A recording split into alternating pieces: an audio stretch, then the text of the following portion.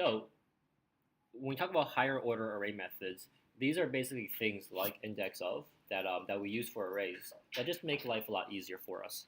So to the extent that you think this is helpful, like feel free to use it, add to your own workflow.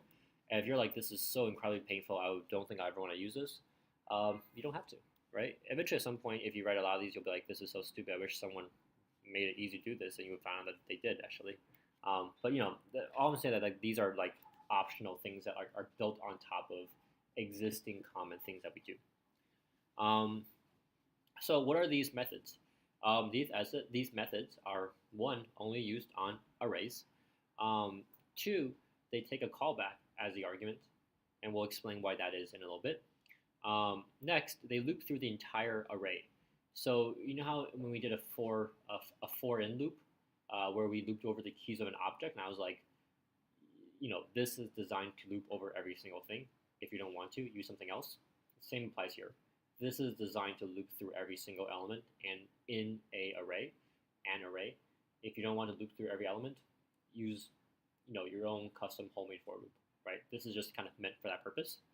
And what it does is it actually takes that callback and it kind of on your behalf just calls that on every single element in the array. And so we're going to go through some examples of when we want to use these higher order methods. There's a few of them. For the most part, the ones that we use don't change the original array, so they're safe as well. But all that means is that you need to, like, this just means that they store the values somewhere else, and you'll probably want something to capture the values that they do return. So the first one, for each. For each is pretty simple. It basically what it does is it basically takes in a function and literally just runs that function for you on every single element in the array. That's it. And so when you create a function, when you create a callback that you want to pass in, and this is something that we'll see for all of these different higher order methods, they are very prescriptive, as in they have a predefined way of what they expect as arguments or parameters, or rather, what they will feed into your functions as arguments or parameters. Okay? And so, what I mean by that is, let's just take actually, no, let's go back here. Okay. So in this case, we have a function called log a value that takes in a value and it console logs it. And for fruits, it's an array of three strings. And so when we call for each and we pass in log a value, what it'll do is it will actually go through every element in fruits and it will run log a value in it. Now, the tricky part here is to understand that like log a value is expecting to pass in one argument. And in fact, the for each loop, we will pass in one argument too. And in this case, it happens to work out that it's the same thing, right? In that it's going to pass in the argument that it wants. Apple, banana, just okay, great. This is probably a somewhat of like a different way to look at it. It's the same idea though, right? Except here, rather than declaring the function, the callback function, and storing it via a variable, we actually just define the anonymous function within the confines of the for each, right? So here we do fruits.forEach, and notice how we have open parentheses right here and a closed parentheses here, right? So it's still only taking in one argument, and that argument is an anonymous function that takes in something called fruit and console logs out I love the fruit.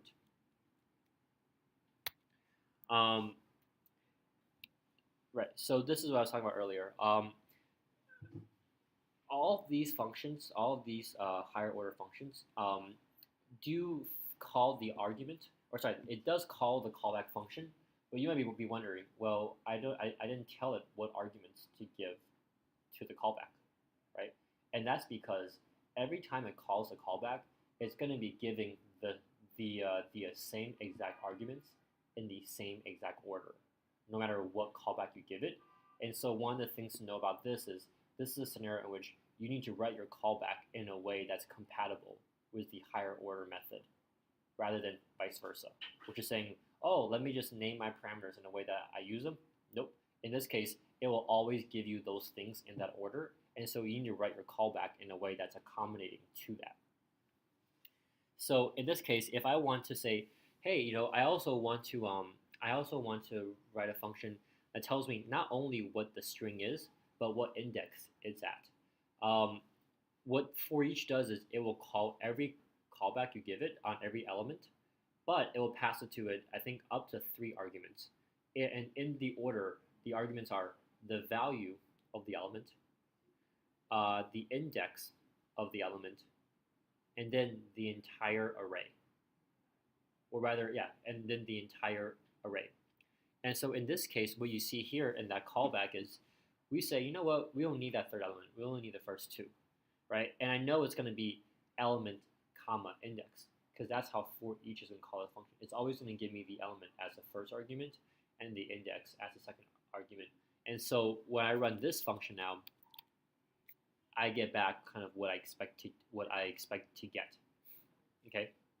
Yeah. What would you point about formatting the parameters that's unique about this? I'm sorry? You said that formatting the parameters is you need to take into special consideration. Why again? Because you know how in my create is anonymous function here, right? Mm-hmm. It takes in element index, right? And the reason why it does that is because for each is going to call this function, and the first thing it's going to give it is index is the element. The second argument is going to be the index, and the third argument is going to be the array, right? If you wrote this backwards, you're like, hey, I want my index to be passed first and then element. For each will say, I don't care. Your first argument is going to be your element. Your second argument is going to be your index. Your third is going to be your array. And if you ask it, oh, can you give me this first or in this other order? It will say, no. Like, the first argument is going to be this. Second argument is going to be this. Third argument is going to be this, right? So once again, you might be like, well, why are these rules so strict? Well, the reason why is because these are kind of common shortcuts, right? And if you don't want to use it, you don't have to. You can build your own for loop that does the same exact thing. We've built them before. But the idea is these are just kind of very common practices that people use. And they do make your life a lot easier when you use arrays in the real world. So any questions so far on this? We're going to go through a lot more of these, but this is just like kind of like if you get this, the rest of this is like just completely like blow by. In the assessment rules, can you make life easier? Yeah, probably. If you're not comfortable using them, I don't know if they'll hold it against you. But if you see it in a problem, you should kind of understand what it's doing. Sure. Yeah. Okay. So yeah. So basically, the thing here that we need to know is for each is always going to return. The function itself is going to return undefined. Okay. And the reason why is because what you're trying to do there is the value you get is just call your callback on each element, right? In this case, we want to log out every single element. We don't want to return anything, and you shouldn't use for each to return something. There's another method for that does the returning in a much smarter way, but just know that for each is usually used when you want to call a function, not to create any new values or store any new values. Okay. And yeah, you can have a return statement in your for each loop or in your for each callback, and for each will say, I don't care. Like you return to me, that's great. I'll just disregard it. I won't store it anywhere, and I'll move on to the next one. Call it, disregard that, and whenever I finish, I'm gonna give you back undefined, no matter what happens. So these are kind of like almost like hard and fast rules now in terms of like how it wants to be used.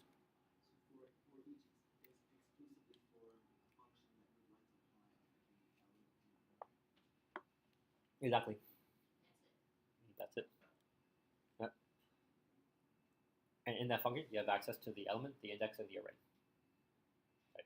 You can, add in other things if you want from a global scope, sure, but like for the most part, like like it's like you use it just to call things.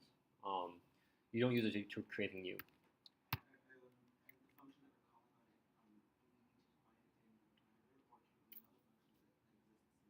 Yeah. Either way, you can say var x equals a function defined there and pass an x, or you can define it as an anonymous function in the parameter. I think so. In this example, we defined it as an anonymous function, right? We just pass in a nested parameter. I think in this first example, we have this log of value that we passed in. We essentially stored it as a variable called log of value, and then we passed in log of value here. So it doesn't really care. It's as long as it's a function. And what will happen if you don't pass a function in here? It will, but what will it do? I'm sorry? Well, it will throw an error, right? Because it will try invoking that thing that's not a function, and it'll say, I think it's type error, right? Or maybe it's type error, but it's throwing some error saying cannot, or this cannot be invoked, right? So it's going to try invoking it for you, and it'll scream at you because it's not going to be able to. So like for each, it knows what it's going to do, and it's going to do it, and it's very fast and very good at it, but like it's not flexible. Lawrence?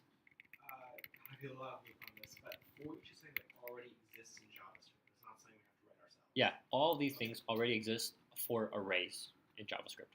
Only for arrays. Work on like objects. Won't work on objects. Won't work on strings. Won't work on any other data type. Or at least the ones we're talking about here. These are only for arrays.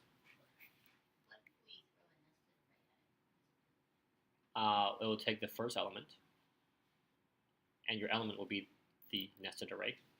And if your callback is something that handles nested arrays, it'll work perfectly fine. If your callback is not something that handles nested arrays, it will say, well, too bad. And it'll do that weird, put things in strange order with strange commas and stuff. Strange order and strange commas. The lady she showed us another example that did that when it tried to work with nested arrays, but it didn't have the capability to it, and basically it just kind of returns probably So the way that we think about nested arrays is not the way the computers think about nested arrays. Right? Like we're like, oh, like this could be nested so deep or whatever it is. A computer just takes it and says, what's your first element? All right. If you want me to console log it out, I'll try console logging it out. Right. I don't care how many layers nested you have. Right. Like it just takes that first element for what it is at that instance. Right. If it's a nested array, it'll just say, hey, an array. Great. Here you go. Right. You want to print it out? Here you go. Right. It doesn't care how many layers of nesting it is. Like a computer is actually very good in that like it only sees what it needs to see at that moment to do what it needs to do next. So unless your callback is something that's designed to handle nested arrays, it will just treat it like a normal array. It doesn't care that it's nested. It will probably just break at some point, but like nothing checks to see if it's a nested array first before it does anything. But if our function that we're using to call it inside it works with the nested arrays, then Yep. Yep. Okay. Any questions about for each? Good. All right. This is gonna be fascinating. Map. Map is probably my personal favorite. Map.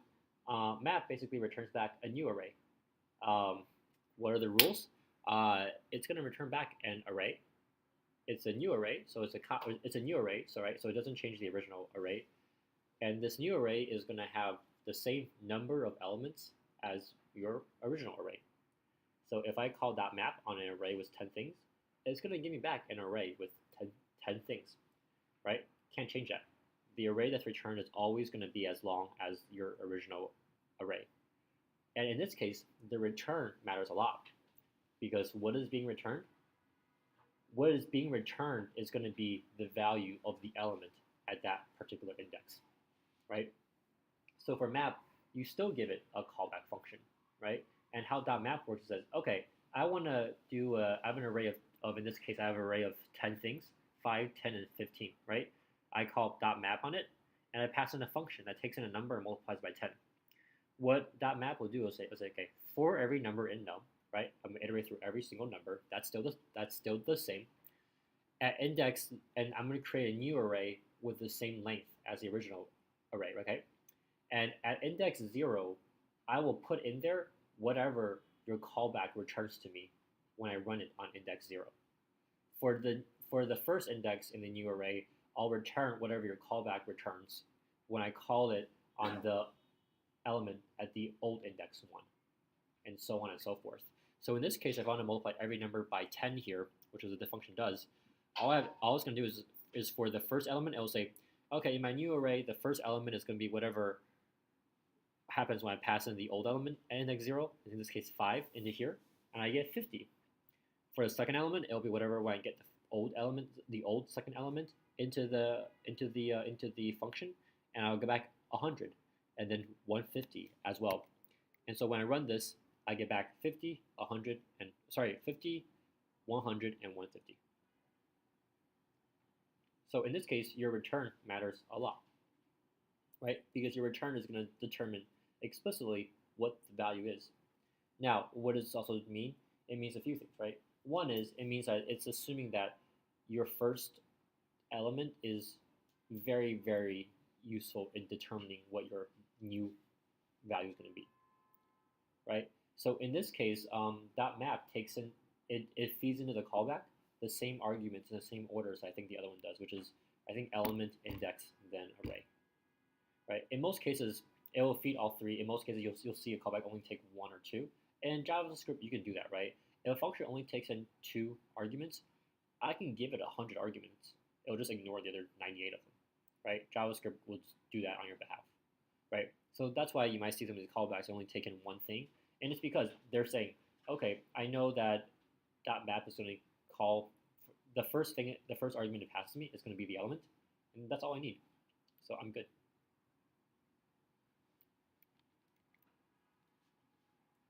So same thing here, right? This looks kind of like a little bit messy, but it's really not, right?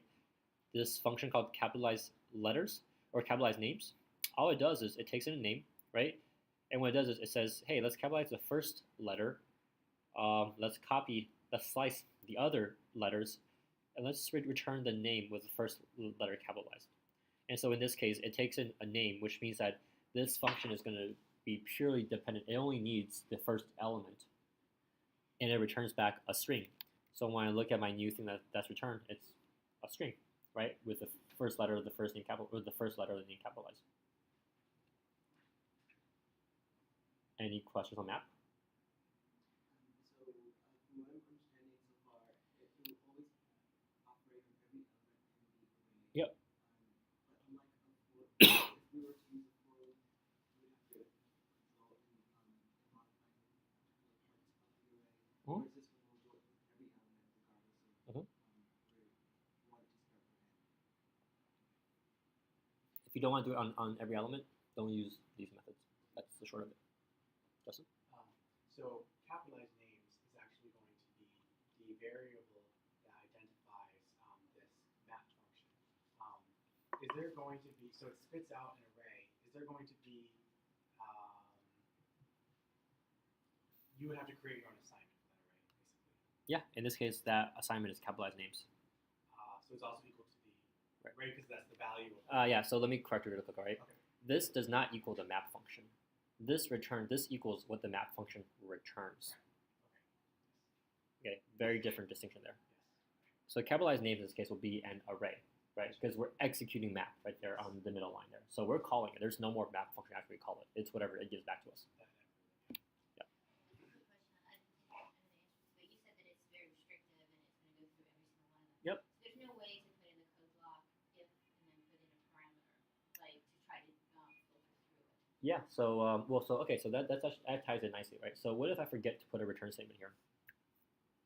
What's going to happen? Let's be more clear. What's going to happen?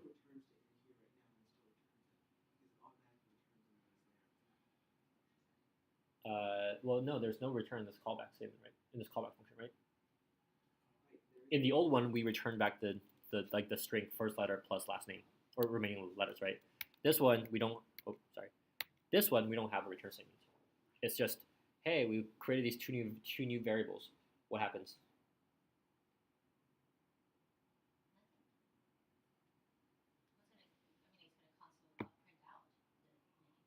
It's not going to console print out log anything. Well, so what's going to happen here? What is capitalized names?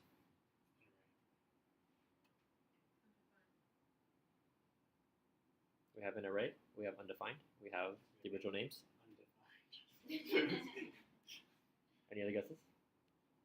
It would be undefined because we're asking it to produce the result of a function that's not actually returning. Kind of. You're pretty close, but not quite there. Yep. It'll be an array as long as your original array is, and every single element will be undefined. Because, once again, what does map do? It takes whatever you return and puts it in that element. If you return anything, you're still returning undefined, right? So dot map will always, always, always give you back an array of the same length, no matter what. Unless, of course, it errors out because you gave it like a non-invocable thing. But like for the most part, like as long as you give it a function, it will always return back an array of the same length as your original array. The only question is what's inside of it. And in this case, you're returning back nothing. So to go back to your question, Justin, sorry, you can remind me what it was again? I remember it kind of tied into this. I was just trying to figure out a way to use this. Oh. How would I use it? And you're saying since it's going to pump out every single thing, so I have 10 names, and I don't want all 10 names. I right. really want the 3 to start with the letter S. So can I create something right. So if you have 10 names and 3 of them start with the letter S, and you only want to create a subarray with the letter S, if you use map, you're going to have those 3 names with S in there, and then you have 7 undefineds. Because you can never skip returning a value. So for every single name, it will return something. So then you'll just have to do your steps after. Or just use something else entirely different. Like there's no point using map in that case, right? It's just not good. Oh, there is a great use for that on the next slide for how you do that. But map is not the tool for it. Becky? Oh, I think I just answered my own question. So basically you're saying that the extent map, the function that is being performed on each element in names, like with the curly braces, is that you're setting up those 2 variables, but you haven't really returned anything to each element Yep. of the new function. Yep. Got it. Okay. Or rather, you're returning undefined implicitly. So that's why you have an array full of undefineds at the very end, which is more common than you think. Yeah. The difference between map and for each is what they return? Yeah. Map actually returns back an array with elements. For each returns back what again? Fine. Yep. Yeah. The for each and the map method, they both take into parameters, right? The name and the index, or the value and the index? Or is it the value or the index? How should I phrase this? Map and for each both feed in to the callback the arguments element, then index, then array in that order. Right? So for the most part, for our purposes here, this is not entirely true. So don't like look on the doc and say, oh, David, you're wrong. Like I know this is not true, but for now, you can think of for each and map as both taking in only one argument, which is a callback. Okay. The question now is, what do they feed as the arguments to that callback? And I'm saying what it does, it feeds the element, then the index, then the array to that callback. The map function or the for each function itself only takes in a callback. But then when it invokes that callback, what does it give it? What does it give that callback? What is the function that you're mapping? I'm not mapping any functions. I'm mapping an array. Right? So in this case, I'm invoking the map function on the names array, names plural array. The callback is this anonymous function that capitalizes the names. And the arguments I'm giving to this callback in this case is, or rather the arguments I'm giving into this case are the element, the index, and the array. But this callback is only equipped to take in the first element, which is the index. Or sorry, which is the element, in this case called name.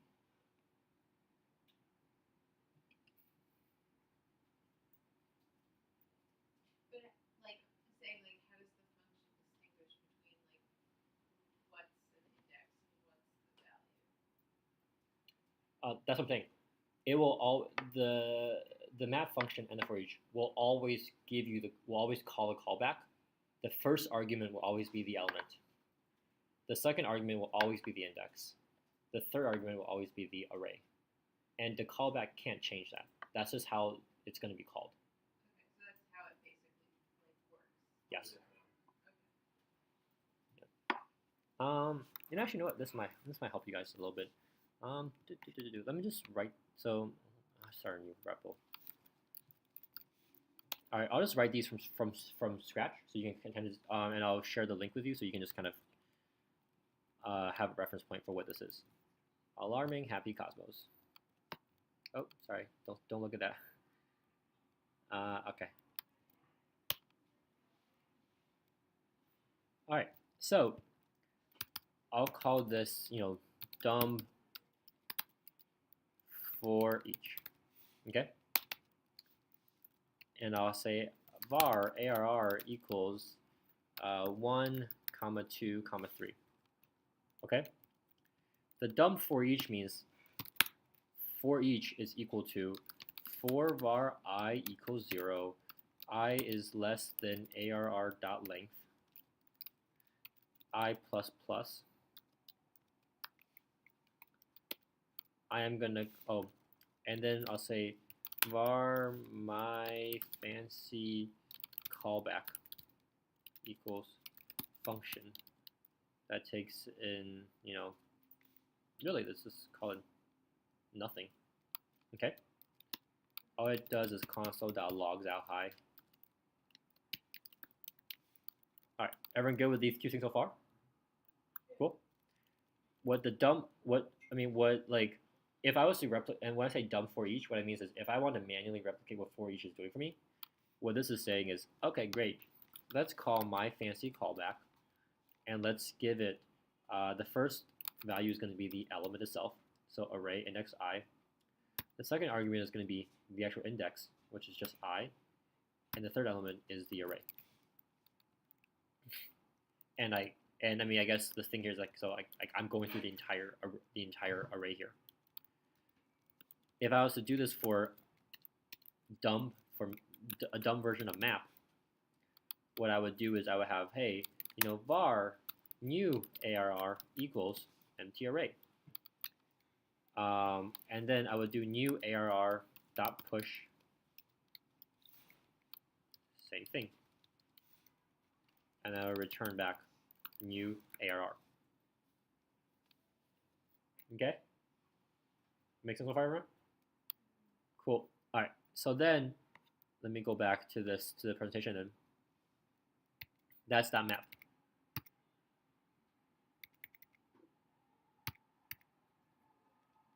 Okay, that filter.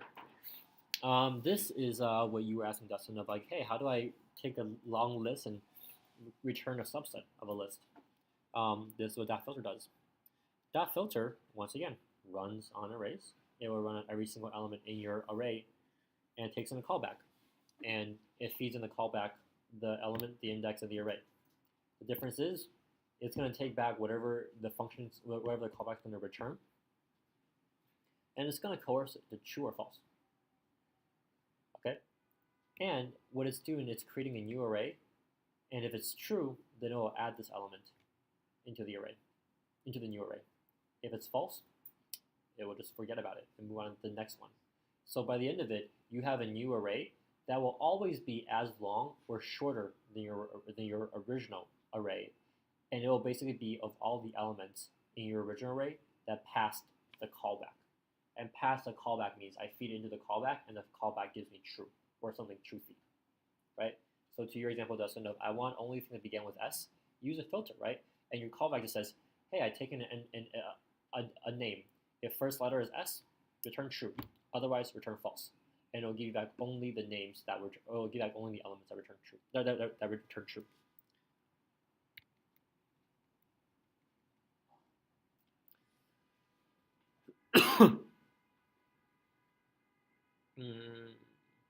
If the callback always returns true, then you're just going to get back your original array, same copy of it. If it always returns false, you would get back the empty array, right? And that empty array is super important, right? Because this just means you can always be guaranteed that when you run dot filter on something, unless you get a type error, you're going to get back an array. So let's write the dumb version of this too. Dumb filter. Same thing here, yep. Okay. I have no idea. I'm sorry. Okay. So what this does is saying, okay, if my fancy callback, and I'll do this here, but this is not, or actually no, If this is true, yeah, push it in. Did I miss a? Yeah, that's it. If it's true, I take the original element and I add it into my quote unquote new list, new array. If it's not, then I skip it. If I want to change the element before I added it to here, then this is not the function for you to use because it doesn't let you do that. It doesn't let you edit the original element before you change it. So if you want to change it, well, we'll talk about how you would do that in a little bit. But for now, at least, just know that it only basically is going to give you a subset of your original array. It won't change it. It won't do anything else besides give you a subset. The most it will ever give you is a duplicate of your current array. Yeah, Aman?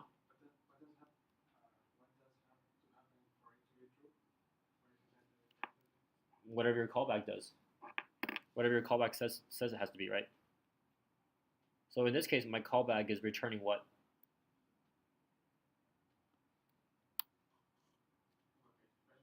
Yeah, my fancy callback right there on line 2. What is it returning? Hmm? Nope. So lines 2 through 4, I have a function called my fancy callback. And my question is, if I run that function, what does it return?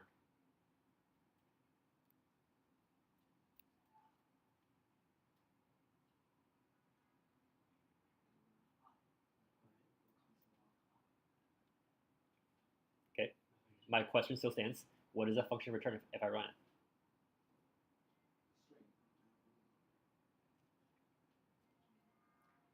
Question still stands. What does that function return when I run it?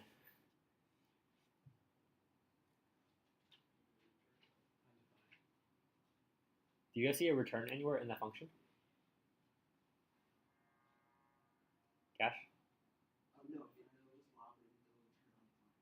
Great. And so is undefined true or false?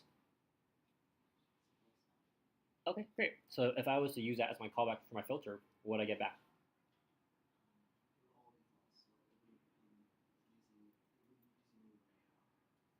No. Yeah, it will produce a new empty array. Right.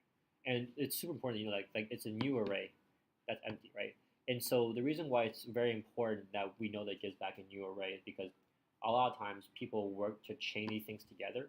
And so if it was a null value, then you couldn't really chain it. Then you really couldn't do what you want to do next with it, right? But if you know it's an array, you can do more stuff with it otherwise. So it's really important to know that like you will get back a new empty array. Because with filter, you're always going to get back an array. It's just a matter of what's in it or how many things are in it or were part of your original array. I already did, I think. Yeah.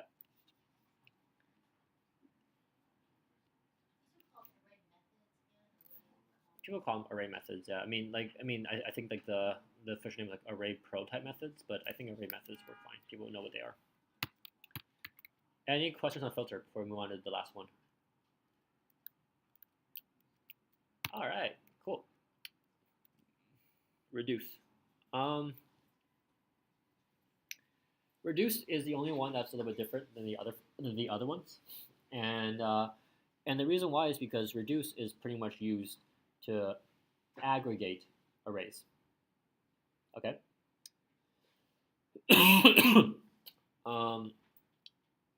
Reduce. So remember how I said the other ones only took one argument, which is a callback, which is not technically true, but for us, for now, it is true. Reduce takes in two arguments. The first one is still a callback, and the second one is what we call like the beginning or the starting value. Okay, and what it feeds into the callback is also a little bit different too, right? What do the other array methods feed to the callback?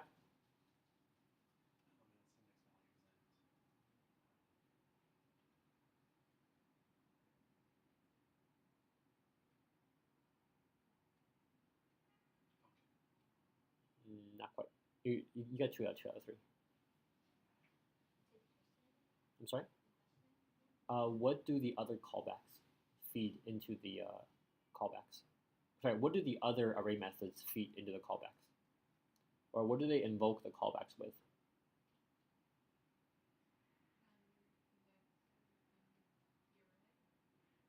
the the element, the index, and the array in that order. No matter what, you can't change it. That is just what it does. Okay. Now, what reduce does is it calls those same callbacks.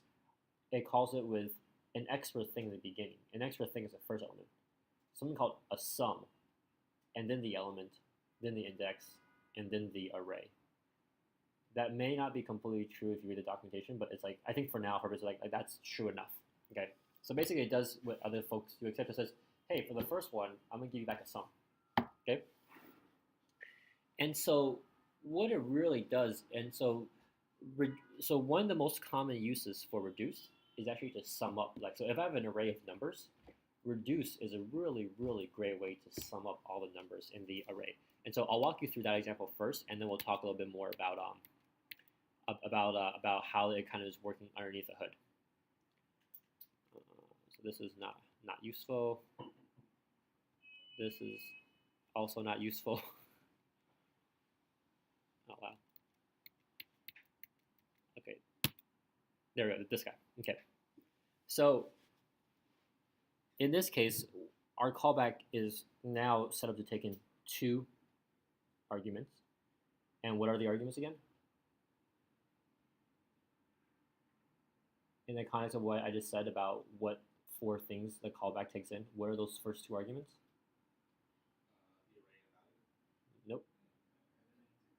I'm sorry? Nope and nope. Sum and function. Nope. Nope. I don't understand the question. I'm sorry. Sure. So what is that callback expecting there that's being passed into the reduce function? What is that callback? Like, it's expecting 2 arguments. What 2 arguments is it expecting? No. Or rather, that's not like, I guess, like, it's not what the callback is expecting in terms of what is being given. Okay. What are the 4 things that reduce feeds into to his callbacks?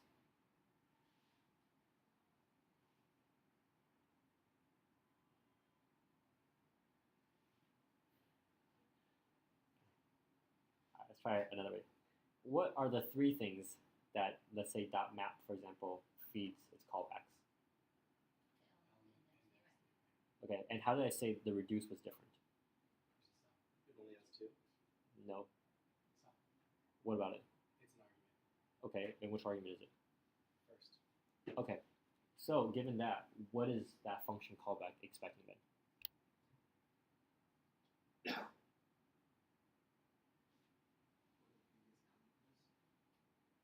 Right. Well, so if map feeds in element, index, then array, and then reduce expects reduce feeds in sum, then element, then index, then array, the fact that that function is only expecting 2 argument means that it's only using the sum and the element.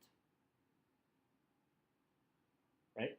If that function had taken sum, next num, comma a, comma b, then I would say, oh, it's using sum, element, index, and array. But in this case, it's only saying, hey, I just need the first 2. You can give me as many things as you want, and I know what you're giving me. I just need the first 2. Then this is only using the sum and the element. Okay? And what it's saying there is it's returning the sum plus the element. So essentially what reduce does is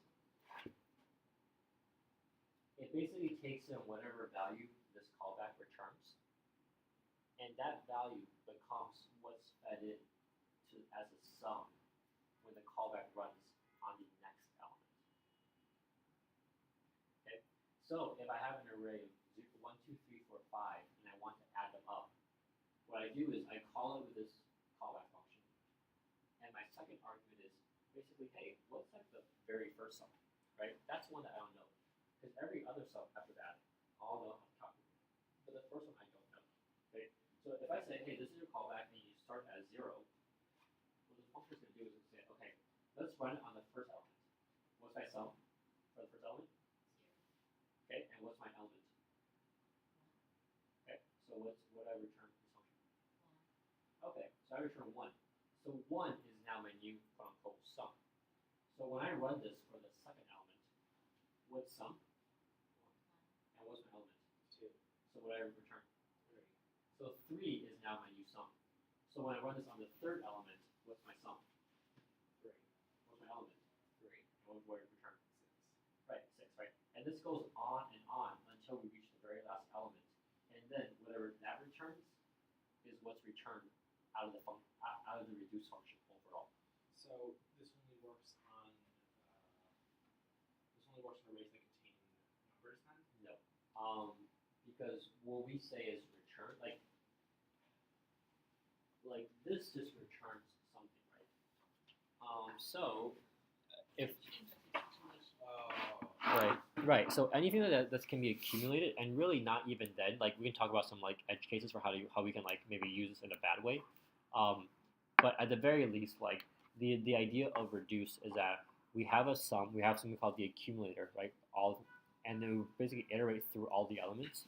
And the idea is whatever we do for one element is going to directly impact what happens to the next element, and so on and so forth until we reach the very last one. Yeah. Very, very, very good. Sum, you just defined that. I'm slightly confused because we defined sum to be a variable. So is what's nested inside this variable calling itself? Because we're going through this, and that's right. Do I have that? What's nested inside of this? Statement? Because it says function open parentheses sum. Now, sum is defined to be a variable. Yeah, sorry, that's terrible. Change that to like var total equals whatever, right? Like Oh. this will work. Sorry, but okay, yeah, sorry. This is a bad example. Sorry, like this sum and this sum are unrelated. Oh. No problem. Make this like total foobar or anything else that makes it your understanding easier. Okay. The reason why this code works is because the sum inside here is defined within the scope of this function, so it definitely It works. supersedes. Right, but like this is just like a bad like use of like example code. But yeah, those two sums are completely unrelated. Yeah, or Becky, that got a question? Or? No.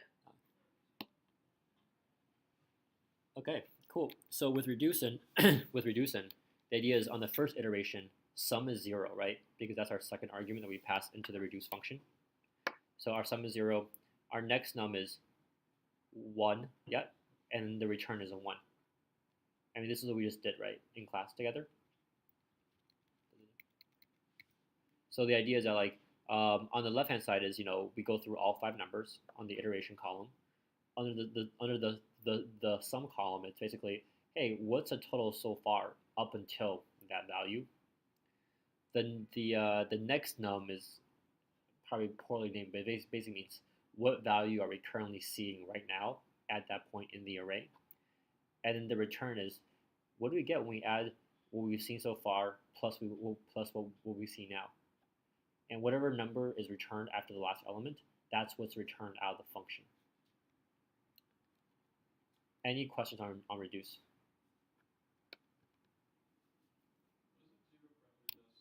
I'm sorry? What does the 0 parameter does? The second argument? That's just what the sum is for the first element we look at. Because every element needs a sum and an element, right? And we know what the first element, what the element is at every single point. But when we first start off, we don't know what like the sum was, right? So if let's say this is like a bill of like my food cost for the week, right? But I'm already like $100 in debt. I would start off at negative 100 and then keep adding to it, or vice versa, right? So the idea is like you can start wherever you want. Just tell us where. And then let's do the dumb version of this.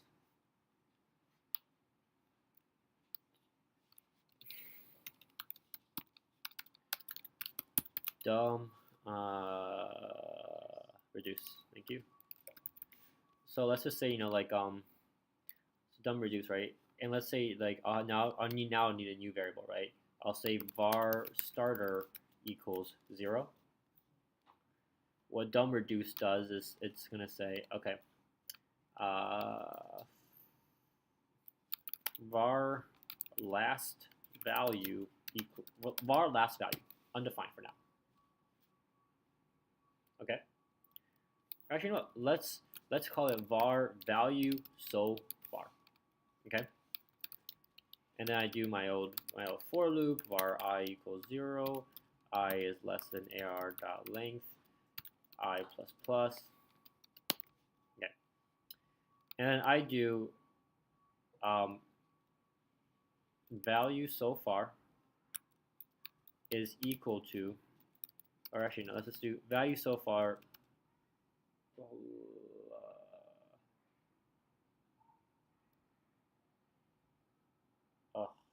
Oh, sorry.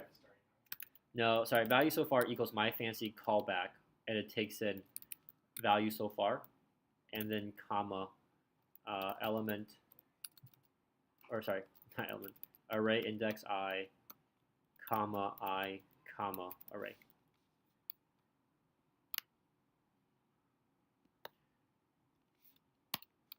And then I return value so far at the very end.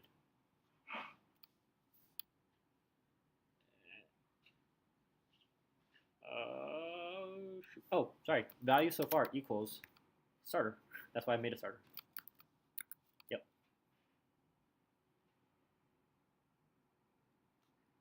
Right. So my initial value is whatever I said I want to start at. That's the second argument in the reduce function.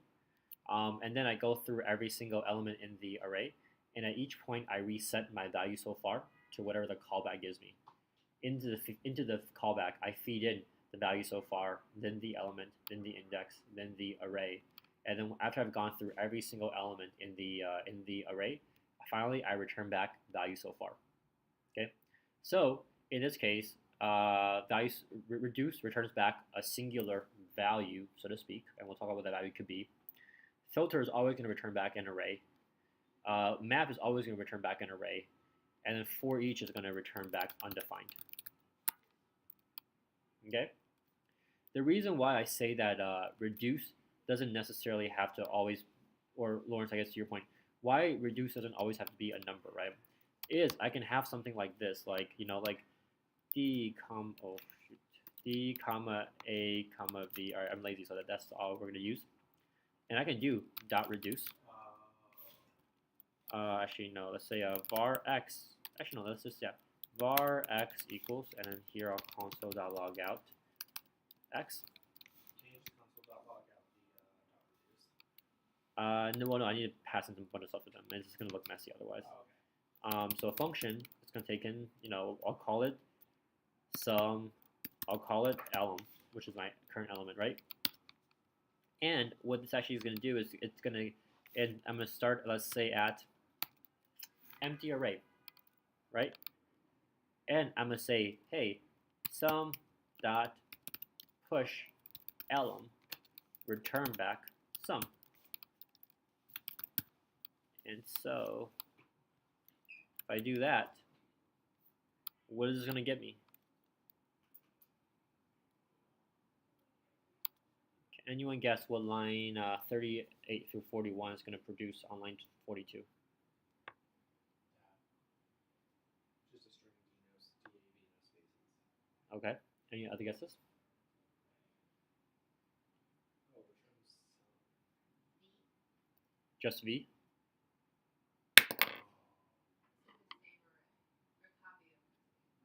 Okay. Becky says a copy of the same array. I'm gonna go with V. You can go with V. Okay. Anyone else? I'm gonna go dab. Dav, string, no spaces. Any other guesses? 4 people, 3 guesses. Nice. Actually, no, dab. I'm going with Dav. Please stop. Evan, what do you think? I'm sorry? Oh, that's not good. Dennis, what do you think?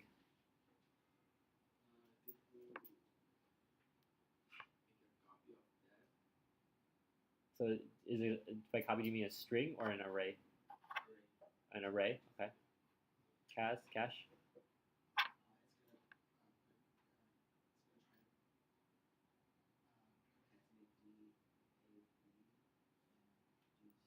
Into a string? Okay. Kaz? I'm sorry?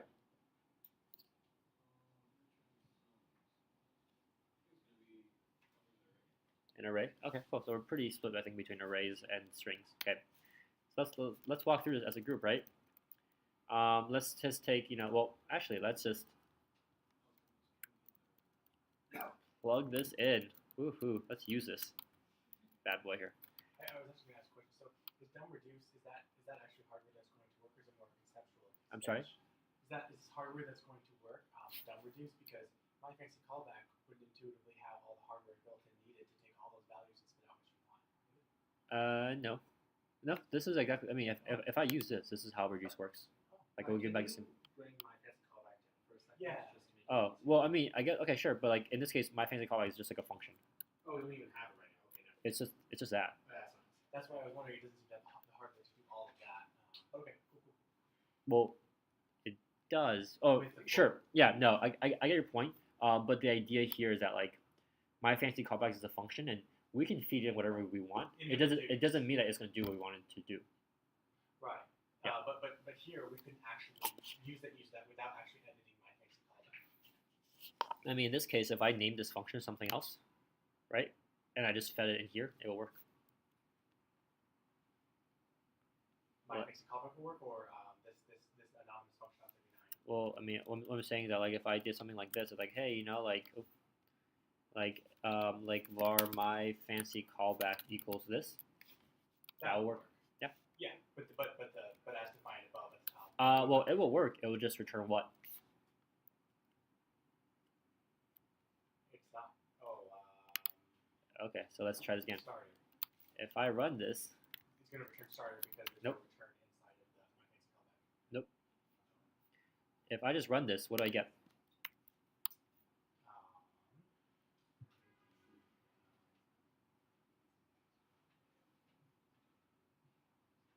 Okay, let's go through the other example first, and we'll come back to this one.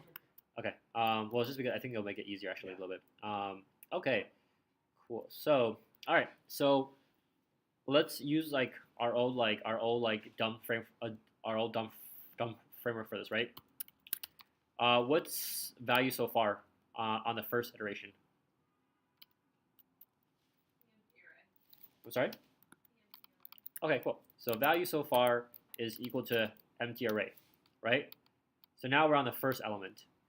Okay, so I'll say element1 or element. Or let's say element1. There you go. Element1. What is value so far?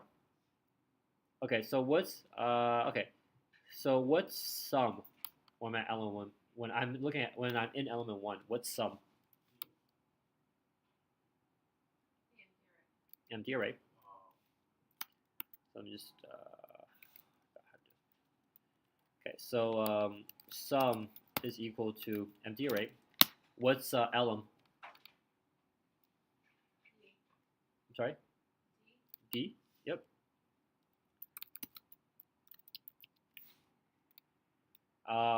What's sum dot push elem?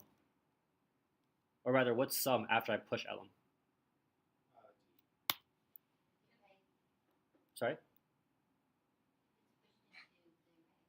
So what is sum The then? array just has position 0 D. Okay, well actually, no, okay. Sum is when I start off. Sum is an empty array. Elem is D. What does my callback return then? So I guess what does like callback return? Great. Awesome. Everyone good so far? All right.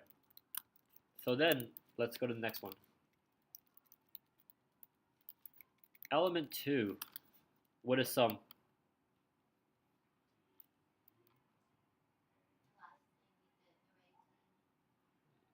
Sorry, was it Dustin? Array with D in it. What's elem? And then what's my callback return?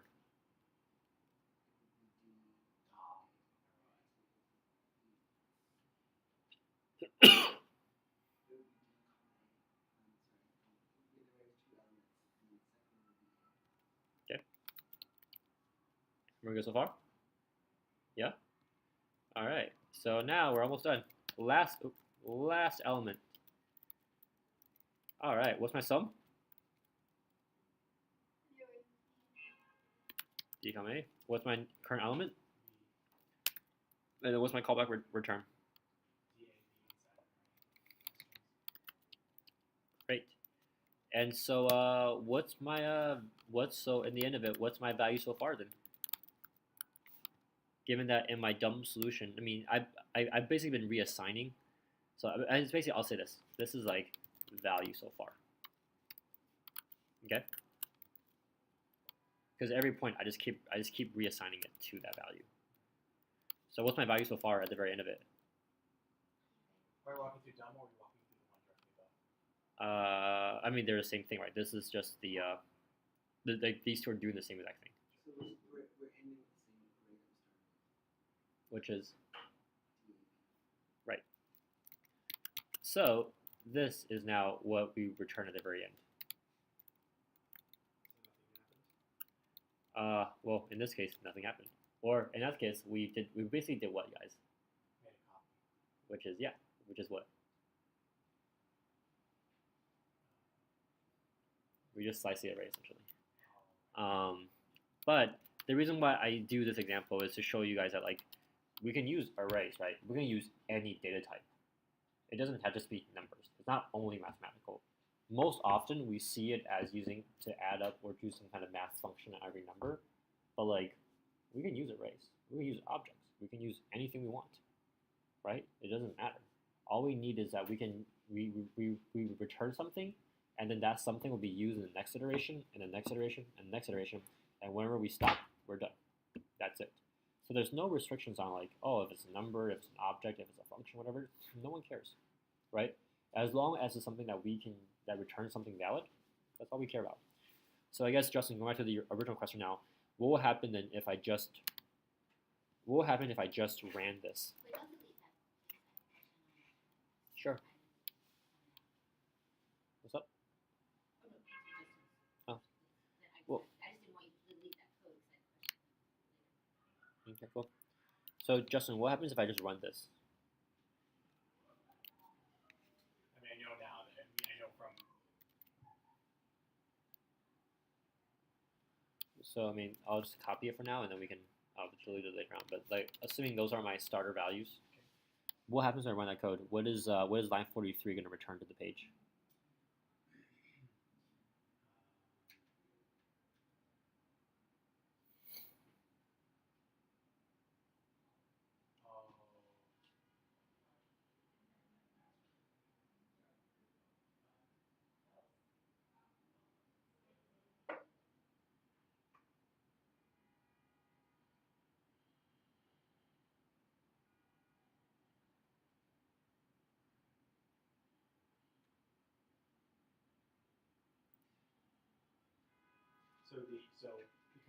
because we are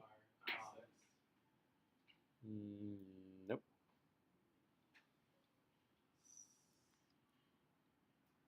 high exclamation point 6 with no space. Nope.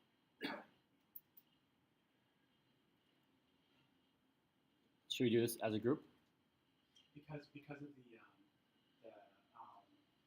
because of the I++ inside of the loop, that is what's forcing this. Yep. And that is why there's enough hardware. Because it doesn't matter which is in the function, the loop is really what's doing the work. So, my original question of what's line 43 going to get us there? Right. 6. Oh, on the first.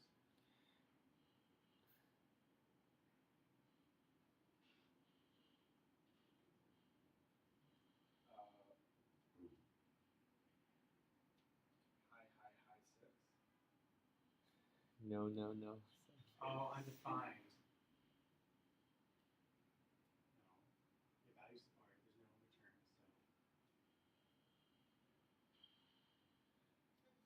So there isn't enough hardware inside. I don't know. No, there is. This will run.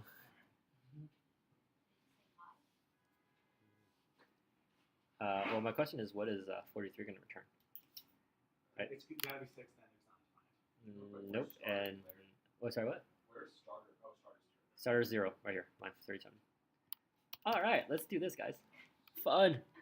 Okay, what's value so far at the very beginning?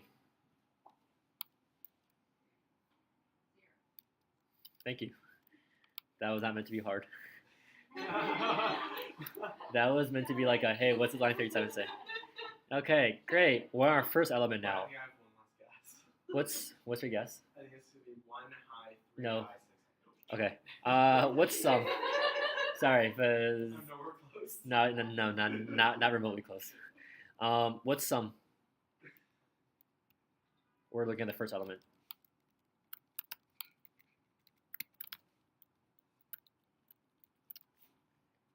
Wait a second, there's not. Okay, it's a dumb question. Someone's not there. Nope. I mean, you know, like, Sum is always there. someone's always there. So what's the sum for the first element again?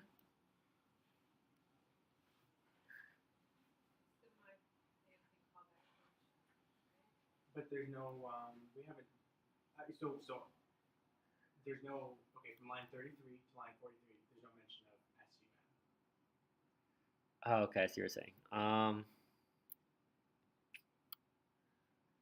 So if I was to run this with reduce, right, it would look something like this. Value so far equals ARR dot reduce, right? Fancy callback, comma 0. Line 39 is equivalent to lines 41 through 45. That's why I call it dumb. It's because it takes 4 lines to write. We could write in 1 line. Okay, but like it's doing the same thing. It will give you the same exact answer. So my question now is still, okay, given that, yeah, what's sum? Wait, but we've been pedantic to a fault for like up until this point. So I'm not sure what sum is. My fancy callback has a bunch of stuff being fed into it, but doesn't have any arguments. Sorry, it doesn't have any parameters. Mm-hmm. So we just get an error. Nope. This was what I was asking about because like it seemed as if my fancy callback would not have enough hardware to do what we wanted, and I wasn't sure if dumb reduce was just a conceptual sketch as opposed to something that can actually be used. Yeah, Becky? Would some be undefined? Nope. What is sum again, guys? Just out of curiosity, like what is sum? Just like conceptually. Now I'm actually confused. Wasn't the first argument that we started to pass in? No. Wait, can you scroll down? There were some. Totally. The confusion was we had used some in 2 different places because the wordage was weird before. Remember? Yeah. I mean, So I'm just trying to look back and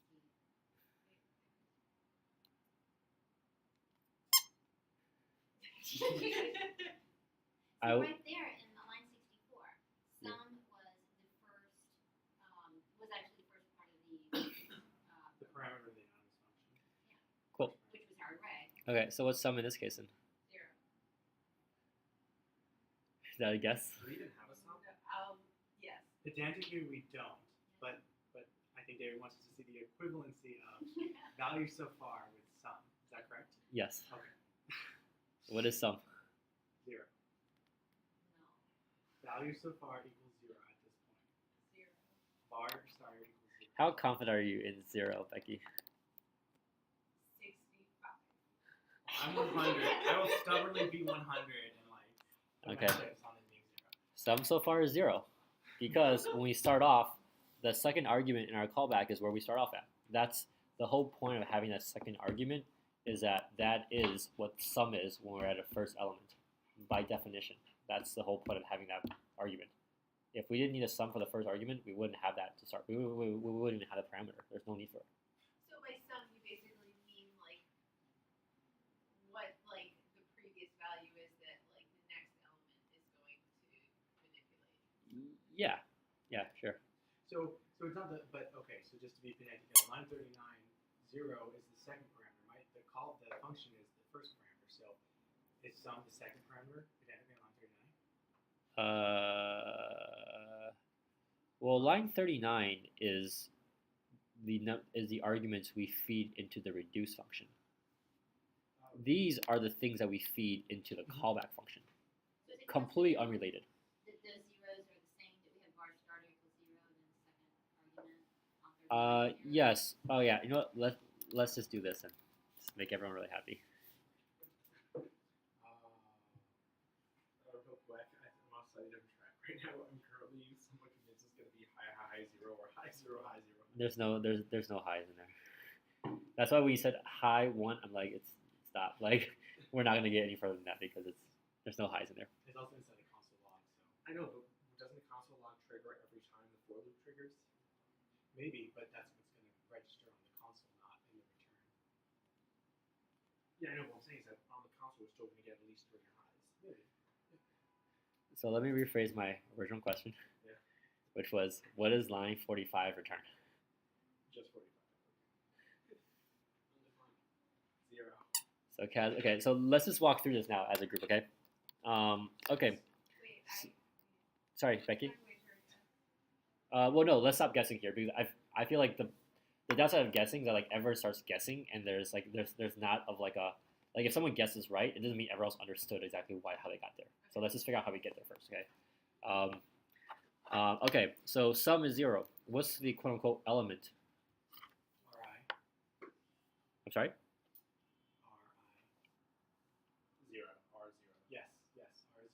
I mean, One. I'm really confused, guys. Position 0, which holds the value of 1. Okay, so what's element? Element 0. Which is 1. Are we talking about the value of the element or the placement of the element? Or the index of the element? no, that's I. RI is 1. So the value of the So what's element, guys? 1. Great.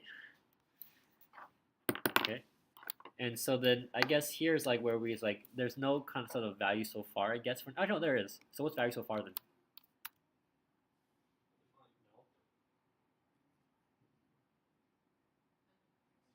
Some falsy thing. No. It's a null, it's an undefined, 0. Okay, those are 3 different things, so it can't be all 3. It's got to be one of those 3.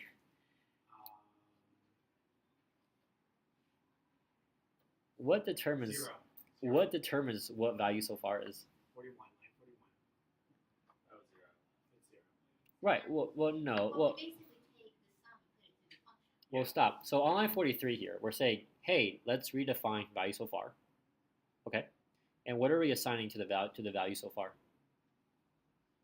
The return value for my fancy callback. Great. And what's the return value for my fancy callback? Undefined. Undefined. Therefore, what's value so far? Undefined. Awesome. Great. So let's go to element 2 now. What's sum? Undefined. And where does it how do you get there, Becky?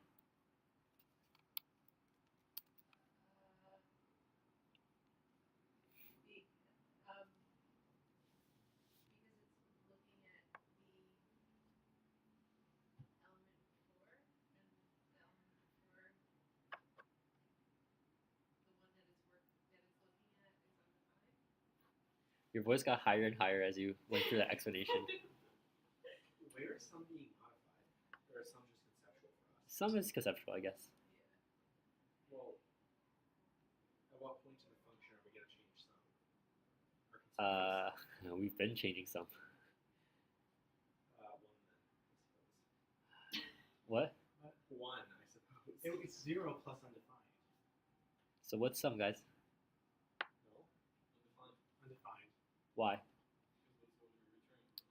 Yeah. Thank you. That's it. That's all it is, right? That is literally all it is.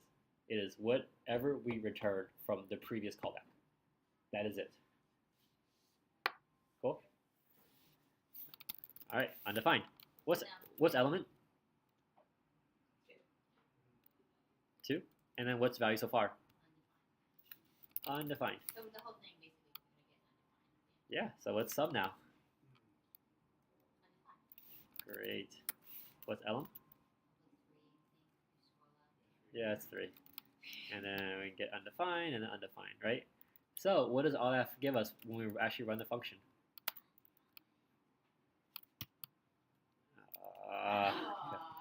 No, that's 3 guys. Yeah, cool. Yeah. Hey, I was kind of Hey, right. where did these three highs come from? From the console log when called fancy callback. But I mean, like, That but means I was right though. Yeah, I Uh, said that before too. well, no. That was like 15 Whoa, whoa. seconds ago. Hold on, all. First, okay, so if we want to be argumentative about this, no, right? Because my reduce does not return those things. Yeah. If I run my reduce and I capture the output, the highs do not exist in the output that's being returned.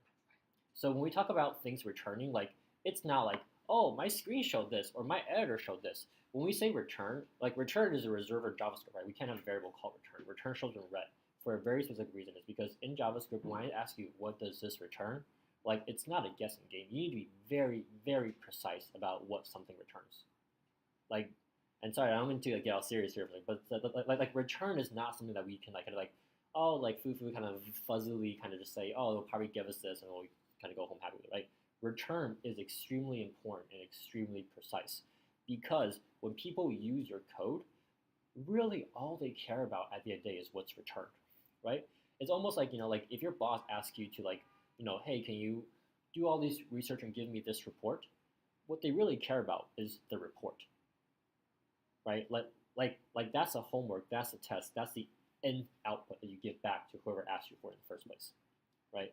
So you can say, oh, my screen says hi, and that's totally cool. But if someone was to use this function and they say, oh, let me see what the reduce function is gonna return, hi is not anywhere in that. Like it doesn't exist, right? So when we talk about someone asks you like, what does this return? Like it is a very specific like kind of definition. Like, hey, what does this give back to me that I can use further on in my code? And those console logs don't really exist. They don't really matter, right? Once again, console logs, humans consumption only, right? Has nothing to do with any technology whatsoever. It's for us to see it. Doesn't matter. Doesn't impact the returns. So to continue sort of my thought, was my assertion correct that actually fancy callback does not have sufficient hardware to model Yep. reduce? So it's not. So in some sense, it was a conceptual sketch. Dumb reduce was a conceptual sketch, but truly my fancy callback can't do what reduce does. So I'm gonna say no to that, Okay. and the reason why is this: if you notice with all these array methods, you give it a callback, it will run it. It doesn't know what's correct or what's not correct. As long as it's runnable, it will run it, right? So if your fancy callback like we have here, if it doesn't have a return, JavaScript's not gonna get mad at you. It will return undefined for every single thing. So if you're running a map, it will give you back That's an undefined for accumulation. everything. If you run a filter function, it will give you back an empty array. If you run a for each, it won't do anything, right? If you run a reduce, it will give you back undefined, right? So the reason why I'm kind of going a little bit kind of anal on this particular example is to show you that like JavaScript doesn't, or these methods especially, they don't really care if your function is doing what you think it does. All it cares is this executable? If it is, I'm gonna execute it, right? So when you say this doesn't have the right hardware, it's like, okay, this is probably not doing what you want it to do. But as far as JavaScript's concerned, I mean, that code ran, right? Like this has all the hardware we need. This ran the way that it should run. We got the right answer. Now, the fact that your callback's broken is a completely separate issue, right? But like this is runnable code. This is how JavaScript does it, right? You can replace my fancy callback with a function that maybe concatenates strings or adds numbers, and that's great. But like this is all you need to run a reduce function. Like the guts of it are here. It's just if we put a more pertinent, my fancy callback. Yeah. No, I mean this probably didn't do what you. Yeah, this probably didn't do what you wanted to do. But I can also guarantee that today, when you work on the workshop problems, like code is gonna run. You're just not gonna like the answer. Very different things. Okay. This lecture is also going really long now, but hopefully this is helpful to you all to see it kind of in this level of detail here. So we have a reduce. We go through. We add the numbers up. Everything's peachy. And lastly is this idea of method chaining. So I said that all these methods can be used on arrays. Well, if I use them in .map, what does that give me back? What does it give back to me? An array, right? So what can I do with that array? You can give it to another method. Right, or I can call more methods on it. More method, right? .map is something that any array can use. So if map is going to give me back an array, I can actually map and map and map and map indefinitely, right? So that's what we mean when we say method chaining. Is the idea that like, hey, we can actually run several things consecutively, right? As long as the previous thing gives us back something that we can use to run the next method, we can run it. So in this case, what we want to do is we actually want to take out all the odd numbers and multiply by 10, right? We really don't have I mean, we can obviously build a homegrown for loop to do that from scratch, but we can also just say, hey, first step, just give me back a subarray with only the odd numbers, okay? And that's what dot filter does. And then once we have the array, we just say, well, let's just call it dot map on it, right? Because I know nums dot filter is going to give me back an array. And then I'm just saying, hey, let's substitute that, and then with an array, and just call dot map, which is multiplied by 10. And now when I run that, I'm going to get back an array with two numbers, both of which were used to be odd, and then got multiplied by 10. Once again, method chaining, right? You don't have to use it. We can do what we do here, right? On line, I guess we'll call it 2 there. Odd nums equals, we get the first part. And then on line 4 there, we then say, hey, let's take odd nums and dot map it. So we can do it that way too. But you'll see chaining a lot when you look at code in the wild because it's just a lot more efficient, right? Like you read through it and you understand what's going on. It just makes sense, right? Like, oh, you're doing this, then this, then this. It's a very sequential, very logical procedure. And for something like this, sometimes it's even cleaner, right? Because the idea is like, I'm starting off with this array, I'm doing 3 things to it. Here we have a bunch of intermediary variables, which may or may not make it harder. And that's it, right? So once again, these are all things that are going to make your life a lot easier if you understand how to use it. But really, like, so okay, so a few things, right? One,